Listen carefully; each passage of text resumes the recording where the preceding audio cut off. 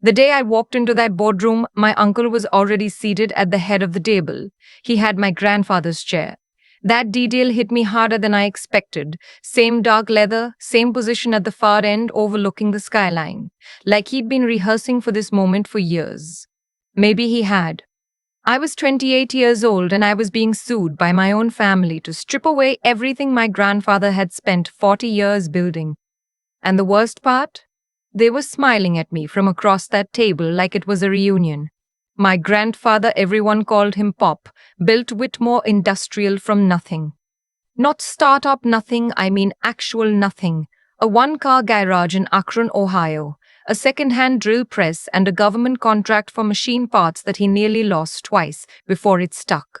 By the time I was born, Whitmore had 3 plants, 200 employees, and the reputation across the Midwest that made people straighten up when they heard the name. My mother left when I was 4.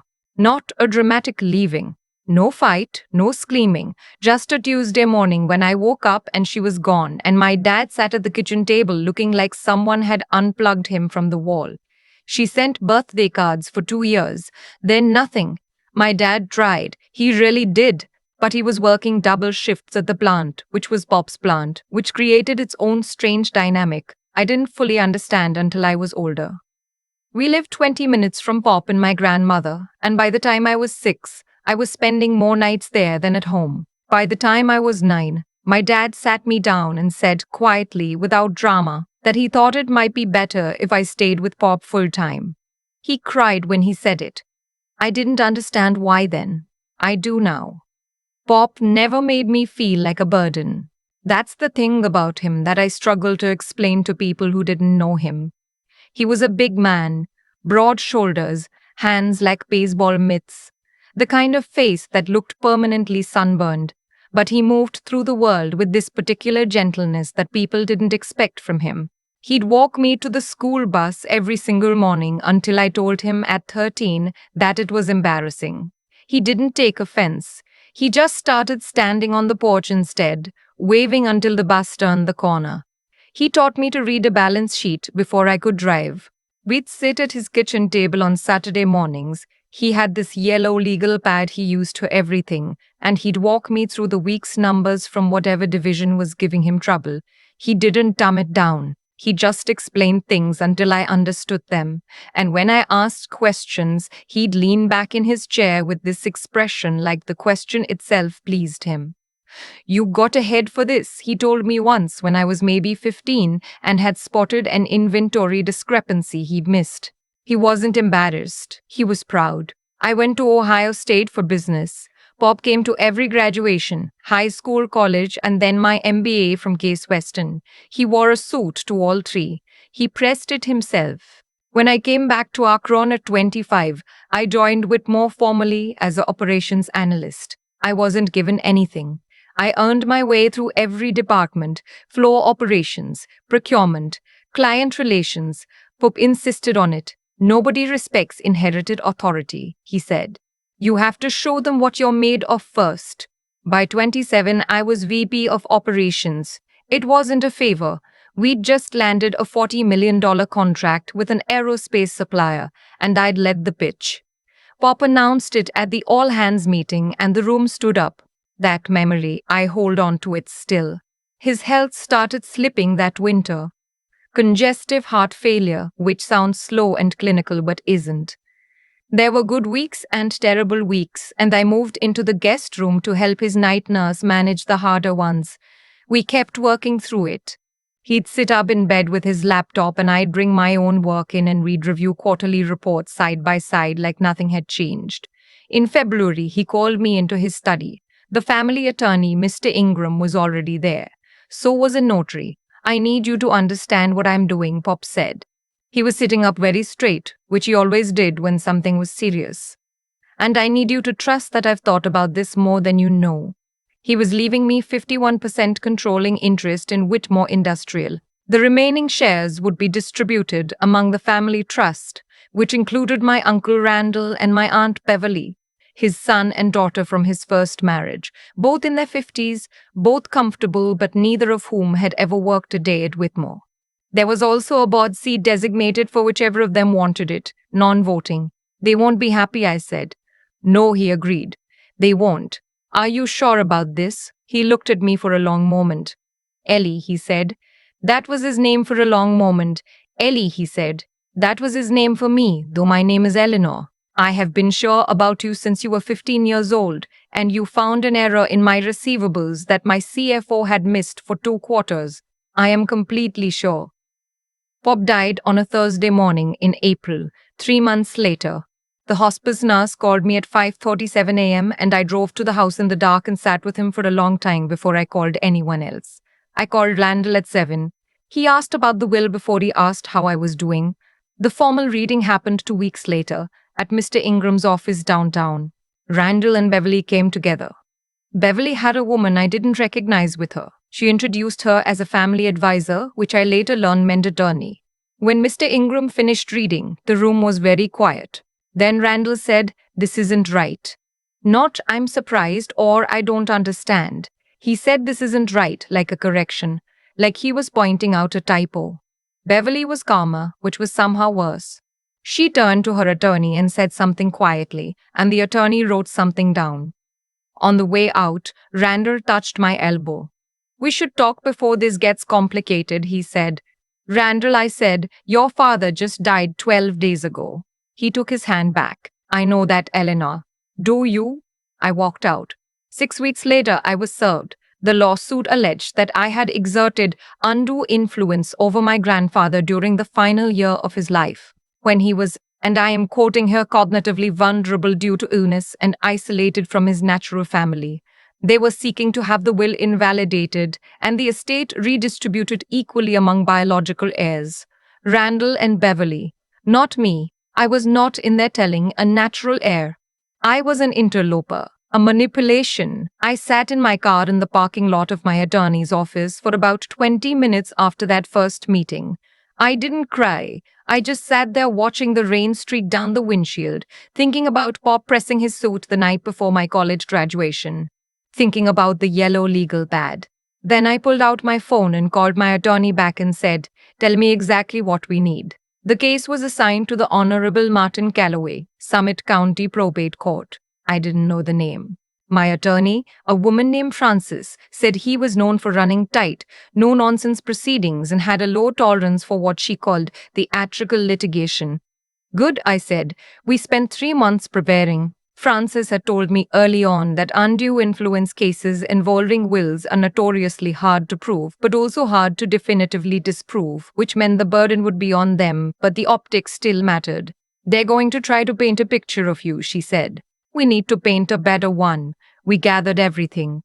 3 years of performance reviews, the aerospace contract pitch deck with my name on every slide, emails between Pop and his CFO discussing my work long before his illness began, meeting minutes from board sessions I'd led, a deposition from Whitmore's longtime operations manager who'd worked with me directly. Pop had also kept meticulous records. He kept everything. It was a habit from the early days of the company, when cash flow was tight and documentation was survival. And among his papers, we found a letter he'd written and signed, in the presence of 2 witnesses in January, 2 months before he died, explaining in his own words why he'd structured the succession the way he had. The letter was 4 pages long. It was the most precise and clear-headed thing I had ever read. He described my growth within the company year by year.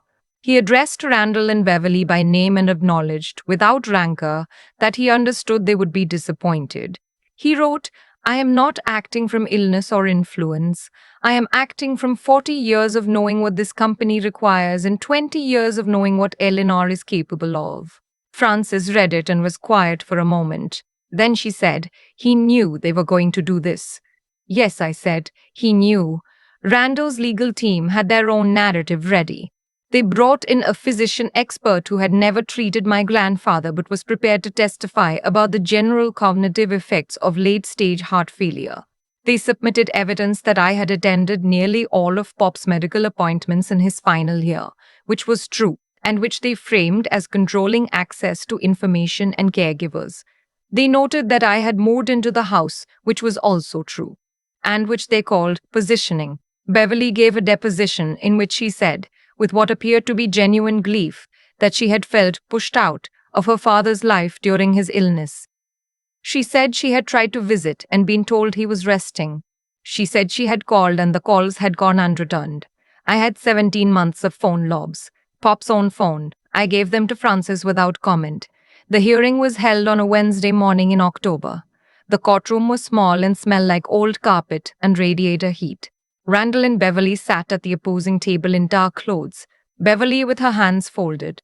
Their attorney was a man named Hargrove, who I had heard was expensive and theatrical, which seemed inconsistent with what my attorney had told me about Judge Calloway, but maybe Hargrove hadn't done his homework. I had met the judge only on paper until that morning. He walked in and took his seat, and I watched him the way I had learned from Pope to watch people in negotiating rooms, for the small signals, the ones people give without meaning to. He glanced at the respondent's table, at me, and then something shifted in his face. Not dramatically, just a slight change in the set of his jaw, like he'd recognized something. He looked down at his folder. "Before we proceed," he said, "I need to disclose something to both parties." The room went still. I had a professional relationship with the late Robert Whitmore approximately 15 years ago. He served on an advisory board I chaired for a regional manufacturing coalition. We were not close personally, but I want counsel for both parties to be aware of this and to have the opportunity to object to my presiding. Hargrove and Francis both consulted with their clients. Hargrove asked for a 10-minute recess. During the recess, he came and spoke quietly to Francis. When we resumed, Hargrove did not object. I think he calculated that a judge who knew my grandfather's reputation, who had seen him operate, was not necessarily a disadvantage for his client. Maybe he thought the judge would have seen an old man who could be led. Maybe he thought reputation and reality were different things. He was wrong about my grandfather. He was also wrong about me. The hearing ran 2 days. Frances was methodical and calm. She walked through the timeline of my grandfather's cognitive health. His primary physician testified that Pop had been of sound mind through his final weeks, that his heart failure had not affected his cognition in any clinical way, that he had in fact been notably sharp and engaged at his last checkup in March. She walked through my professional record at Whitmore, year by year, letting the documents speak. She entered the January letter into evidence. Hargrove tried. He pressed on the question of access. Why had I attended so many medical appointments? He asked, with a particular shading in his voice, whether it was typical for a granddaughter to have such a central role in an elderly man's affairs. He asked whether I had ever discouraged contact between my grandfather and his biological children. I answered everything, directly, quietly, without performance.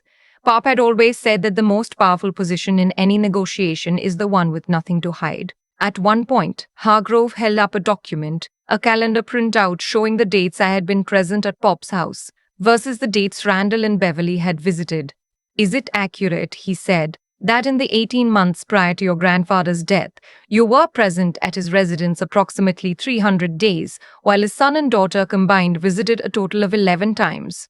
"Yes," I said. "And you don't think that level of presence constitutes influence?" "I think it constitutes being there," I said. "His children were welcome anytime. I was there because I wanted to be there, and because he wanted me there." Judge Calloway made a note on his pad. He didn't say anything, but he made the note. The ruling came 14 days later, written and mailed. Frances called me the morning it arrived before I had opened it. "We won," she said. "Clean." I sat down. I was in Pop's study. I had been staying at the house while the estate settled, sleeping in the guest room the same as always, working from his desk because the Wi-Fi was faster, and because it still smelled like him, like cedar and machine oil and old paper. Judge Calloway had ruled that the petitioners had not met the burden of demonstrating undue influence. He noted the contemporaneous documentary evidence of my work performance, the testimony of multiple witnesses as to the voluntary and mentally competent nature of my grandfather's decisions, and specifically this part Francis read to me twice, the January letter, which the judge described as a clear, reasoned, and unprompted expression of testamentary intent by a man demonstrably in command of his faculties. He also ordered Randall and Beverly to pay the legal costs. That part I hadn't expected. Frances said it was unusual. She said Judge Calloway generally only issued cost orders in cases he found to be without merit from the outset. I didn't feel triumphant. That surprised me. Afterward, I had expected to feel something more like relief or vindication, and instead I felt mostly tired and sad and grateful in a way that had nowhere to go. Pop wasn't here to call. That was the particular grief of it. The person I most wanted to tell was the reason any of it had happened. I went out to the back porch where Pop used to drink his coffee in the mornings. The yard was brown with October, the maple by the fence half bare. I stood there for a long time. Randall called that evening. I let it go to voicemail. He left a message that was, I thought, as close to an apology as he was capable of. Careful, hedged, asking if we could talk. Beverly texted 2 days later, something similar. I didn't respond to either of them, not out of anger. I just had nothing to say that would matter, and Pop had taught me that silence is sometimes the most complete sentence. It is 8 months later now. Whitmore Industrial is doing well. We closed a new partnership with a logistics firm in Columbus in June, and we're expanding the Akron plant by spring. I chair the board meetings from the same chair Pop used, and some of the older employees look at me a certain way when I walk the floor, like they're checking still to see if I'm going to be real or not. I understand it. I'd probably do the same. I kept the yellow legal pad. It was in the desk drawer where he always kept it. The last page had some notes on it in his handwriting. Numbers, a supplier name, a question mark next to something I couldn't decipher. I tore that page off carefully and put it somewhere safe. The rest of the pad is mine now. I've started filling it. There's a framed photograph on the bookshelf in my office. Pop and me at my MBA graduation. He's wearing the pressed suit. I'm in the gown holding the diploma, and I'm laughing at something he said right as the picture was taken. I don't remember what it was, but I remember the feeling, the specific weightlessness of that afternoon, the sense that the future was wide open, and he was the reason I wasn't afraid of it. That feeling is what I work to honor every day I sit in that chair. Not the inheritance, not the company. The fact that someone saw what I was capable of before I fully saw it myself and believed in it without condition. That's the thing about being truly loved by someone. It doesn't disappear when they do. You carry it forward, you do the work, you let the facts speak, and you try in whatever way you can to become the person they already knew you were. I've thought a lot about what Randall said the day of the will reading. Not the words exactly, this isn't right, but the speed of it. How fast it came. Pop had been gone 12 days. 12 days, and the first instinct wasn't grief. It was calculation. I don't say that to be cruel. I say it because it taught me something I didn't have a word for at the time, but I've been able to name since. The way a person responds to loss tells you what they actually valued. Not what they claimed to value, what they actually did. Randall and Beverly had a father who built something real. He was alive for decades after they grew up and left. They had all the time in the world to know him, to sit at his table, to learn what he'd learned, to ask the questions I asked every Saturday morning with that yellow legal pad between us. They chose not to. And then, when he died, they decided the problem wasn't the years they hadn't shown up. The problem was me. That's not something I can fix for them. And I spent a few months trying to figure out if I should feel guilty about that, if there was something I had taken from them by simply being present. I don't think there was. You can't steal a relationship someone declined to have. You can't take credit for showing up, when showing up was a choice anyone could have made. What I've come to understand is that consistency is its own kind of argument. Not a loud one. Not one that announces itself. But over time, it accumulates into something undeniable. A record, a history, a set of facts that hold up in a room where someone is trying to rewrite them. That's what saved me in that hearing. Not luck, not sympathy, not the right attorney, though Francis was excellent. It was the paper trail of 1,000 ordinary days. Emails sent at 6 a.m. Meetings I ran when Pop was too tired to stand. Numbers I caught. Problems I solved. None of it dramatic. All of it real. I think about what Pop modeled for me, and it wasn't wealth, it was a standard. a way of moving through the world that treated work as something with integrity, treated people as worth your full attention, treated problems as things to be understood rather than avoided. He gave me a framework before he gave me anything else. And because of that framework, when the hard thing came, I knew what to do. Not perfectly, I was scared plenty, but I knew to gather the facts, trust the process, and let the truth do the work. The hardest part, the part I still sit with, is that Pop knew this was coming. He wrote that letter in January knowing Randall and Beverly would contest it. He prepared the evidence of his own clear mind. He protected me from a fight he wouldn't be alive to help me through. That kind of foresight, that kind of love, it doesn't feel like something you just receive. It feels like something you have to be worthy of. Every day, at that desk, in that chair, signing off on decisions that carry his name, I feel the weight of it, not as burden, as burdens. The choices we make quietly over years, they don't disappear. They become the record. They become the argument. They become, in the end, the only thing that speaks for us when we're not in the room to speak for ourselves. Pop knew that. He lived it. I'm still learning it. But I've got a good teacher,